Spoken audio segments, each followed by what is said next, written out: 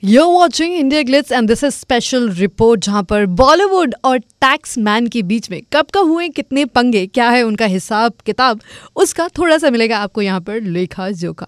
Forbes recently release कर चुका है अपनी पहली global list of highest paid actors. Mister Bachchan, Salman Khan, Akshay Kumar are among the world's top 10 actors in the list. Amitabh Bachchan and Salman entered the list in the joint 7th place. Akshay Kumar followed behind in 9th place. Shah Rukh Khan at 18th and Ranbir Kapoor at 30th position.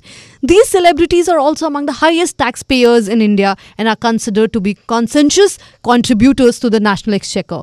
In fact, most of the film industry comprises stars who are financially smart, invest wisely, maintain accounts professionally, and pay their taxes honestly. And by and large, they have their feet firmly planted on the ground.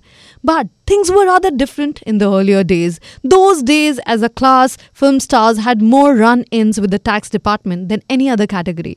In the earlier days, the film stars were not financially savvy, unlike these days. They trusted others to stay on the top of their finances, whether it is their relatives or accountants, instead of keeping track of it themselves. This blind trust had many an unhappy ending, including tax problems. There were some celebrities who took exceptions to giving taxmen his share of their earnings. Most of them reluctantly paid, but some expressed their angst in their own unique way.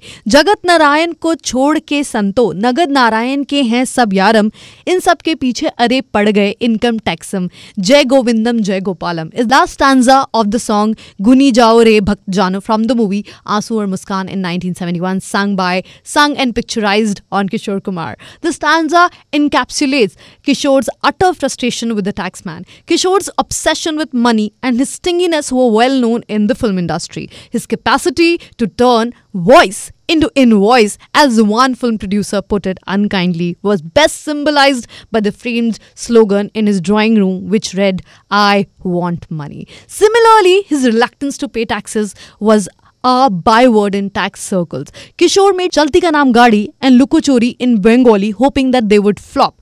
He wanted to show losses in his income and avoid paying tax. He waited eagerly for them to collapse, but was taken aback when both went on to be raging successes. Chalti went on to become the second highest grosser of 1958. In a panic, he gifted Chalti and all its rights to his secretary Anup Sharma.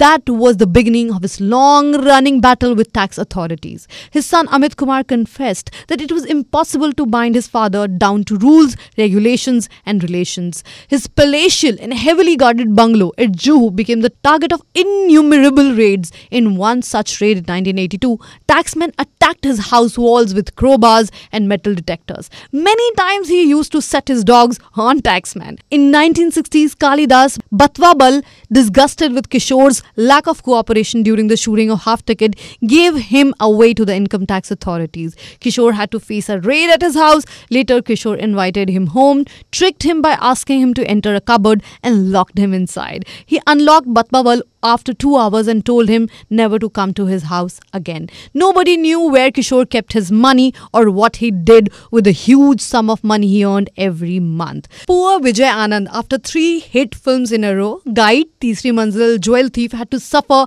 a reversal in Kahin Aur Chal because the film's financier Tolaram Jalan wanted a flop to adjust his income taxes. He released it in a single matinee show and then pulled it. This experience rattled the filmmaker, especially since the film never resurfaced again. Ironically, Kishore had sung "Lekin Pehle De Do Mera 5 Rupaya 12 Ana" in Chalti Ka Naam Gaadi.